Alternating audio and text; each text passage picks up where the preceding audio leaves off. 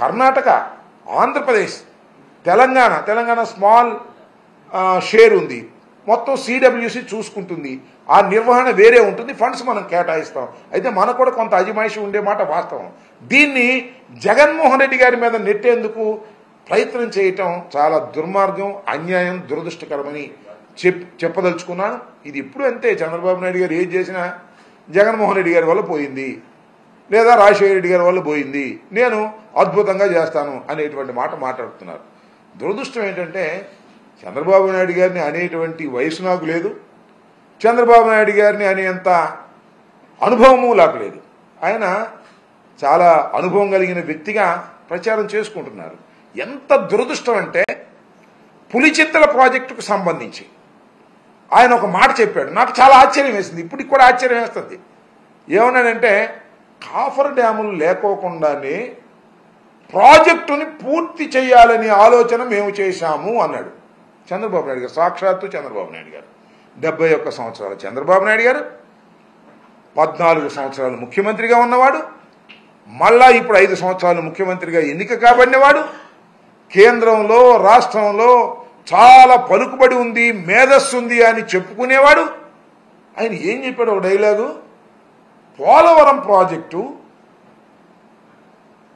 Copper డ్యాముల నిర్మాణం లేకోకుండానే, మరొకసారి వినాలి, పోలవరం ప్రాజెక్టు కాఫర్ డ్యాముల నిర్మాణం లేకుండానే ప్రాజెక్టు పూర్తి చేయాలని ఆలోచన చేశాము అనేటువంటి మాట ఆయన అన్నాడంటే మరి నిజంగా ఆయనకి ఇరిగేషన్ గురించి ప్రాజెక్టుల గురించి తెలియదని నేను అనలేదు. కానీ ఎంత అమాయకంగా మాట్లాడాడో నాకు అర్థం కాలేదు. దానికి ఏదో నేను ఈ మాట అన్నందుకు రకరకాలుగా వాళ్ళు మాట్లాడే ప్రయత్నం చేస్తున్నారు, నన్నేమో ట్రోల్ చేసే ప్రయత్నం చేస్తున్నారు. ట్రోలింగ్లకి గీలింగ్లకి నేనేం భయపడే వ్యక్తి కాదు, ఫీల్ అయ్యేటువంటి వ్యక్తిని కూడా కాదు. ఉన్నది ఉన్నట్టుగా మాట్లాడటమే నాకు తెలిసినటువంటి సత్యం. నాకు తెలియకపోతే తెలియలేదని ఒప్పుకుంటాను తప్ప తెలిసినట్టుగా చంద్రబాబు నాయుడు గారి లాగా నటించడం నాకు కుదరదు. ఇది వాస్తవం అని కూడా ఈ సందర్భంగా నేను చెప్పదలుచుకున్నాను. ఏది జరిగినా జగన్మోహన్ రెడ్డి గారు ఇవాళ పథకాలు అమలు చేయలేకపోతున్నాం, ఖజానా డబ్బులు లేవు. జగన్మోహన్ రెడ్డి గారు ఖజానా మొత్తం ఖాళీ చేశాడు. అంతకుముందు ఖజానా బాగా బ్రహ్మాండంగా ఉందనుకున్నావా? నాకు అర్థం కాల. నువ్వు వాగ్దానం ఇచ్చే రోజున ఖజానా బ్రహ్మాండంగా ఉందని అనుకున్నావా? జగన్మోహన్ రెడ్డి గారు ఏం కొత్త వాగ్దానం ఒకటి కూడా ఇవ్వలేదే. ఎందుకు ఇవ్వలేదు? He knows everything.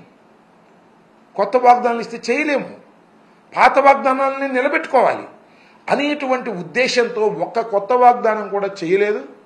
నువ్వేమో కొత్త వాగ్దానాలు చేశావు. ఎంతమంది పిల్లలు ఉంటే అంతమంది పిల్లలకి ఇస్తానన్నావు.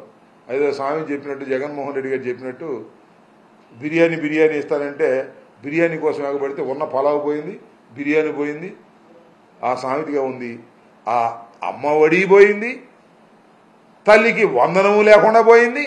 ఈ సంవత్సరం నిజంగా తల్లులకు 15,000 రూపాయలు జగన్మోహన్ రెడ్డి గారు రొటీన్గా వేసేవి కూడా లేకోకుండా అన్యాయంగా తల్లుల్ని మోసం చేసిన చంద్రబాబు నాయుడు గారు ఏం చెప్పాలి మీ గురించి నాకు అర్థం కాదు.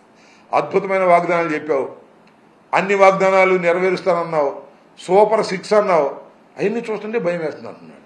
ఇచ్చింది ఆయనే, మరి భయం ఎందుకు వేస్తున్నావు నాకు అర్థం కాల. ఖజానా చూస్తే ఖాళీ అంట. అంటే కోటాను కోట్ల రూపాయలు ఖజానాలో ఉంటే నువ్వు పంచి పెడతావు. వచ్చి ఏం చెప్పావు నువ్వు?